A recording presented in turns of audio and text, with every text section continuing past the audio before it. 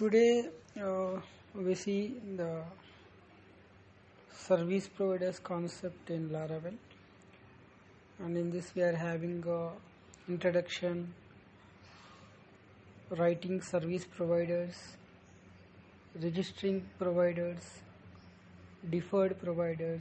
So like this we are having main topics and the subtopics like the register method, the boot method. So these are all the subtopics. So let's see one by one, and coming to introduction part. So service providers are the central place of all Laravel application bootstrapping our own application as well as all of Laravel's core services are bootstrapped via the service providers. So bootstrapping is done to our own application as well as all of our Laravel's core services also will be loaded. So bootstrapping means registering things, including registering service container bindings, event listeners, middleware, and even routes.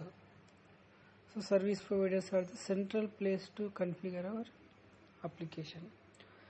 So Laravel uses dozens of service providers internally to bootstrap its core services such as the mailer, queue, cache, and others. So many of these providers are deferred providers, meaning they will not be loaded on each and every request, but only when the services the provider actually needed. So whenever their services are needed, so then only default providers will be loaded. All user-defined service providers are registered within the bootstrap/providers.php file.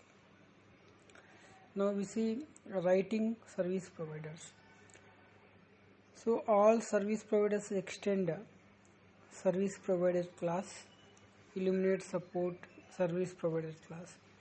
So most service providers contain a register and boot method. So within the register method, we should only bind things into the service container, like binding the either class or interface into the service container, or binding instances. So such kind of things will be there. So we should never attempt to register any event listeners, routes, or any other piece of functionality within the register method. So in order to create a service provider, we use the artisan command, php artisan command, like this. So php artisan make :provider the service provider name, for example React service provider. So with this like this we will be creating the service provider class. So now we see the register method within the service provider class. So within the register method, as we have already discussed, we can only bind the things into the service container. Apart from this, we don't perform any other tasks. And we will be having $this app property, so which will have access to the container, service container from the service provider class. And next we will be having bindings and singletons properties. So if our service provider registers many simple bindings, so we may wish to use the bindings and singletons properties instead of manually registering each container binding. So it will automatically check for these properties and register their bindings. The boot method. Boot method is called after all other service providers have been registered. So boot method, dependency injection. So we will be type hinting all the dependencies required for a service provider's boot method. So within that we will be type hinting and we will be using that object as per the requirement. We see registering providers. So within the providers.php file, configuration file, within the bootstrap folder there is a file called providers.php. So within that providers.php we will be registering all the service providers. It will return an array that contains the class names of our applications service providers.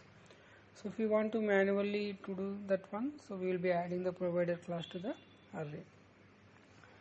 So apart from the running PHP artisan command. Now we see deferred providers. Deferred providers means we will be postponing the registration of a particular bindings in the service container, so until one of the registered bindings is actually needed. So whenever they are required, so then only we will be registering the bindings within the service container. So with this, the application's performance will be improved, because instead of calling for each and every request, so we will be calling those deferred loading service providers only whenever they are required. So to defer the loading of a provider, a service provider, so we have to implement deferrable provider interface and define a provides method. So these are two important things: a deferrable provider interface and provides method. So within the provides method, we will be writing code, so which will return the service container bindings registered by the provider. So it will return all the service container bindings registered by the service provider. So this is all about service container service providers concept in Laravel. So we are having register method, boot method, bindings and singleton properties, and the provides method, deferrable provider interface, and the artisan command, PHP artisan make provider, service provider name. So like this, we are having main important concepts in service providers concept of Laravel. So thank you so much. This is Universal Horse Star Ravindar Reddy Yampalla. Thanks to all of my fans, supporters and followers, and a special thanks to all of my YouTube subscribers. Thank you so much.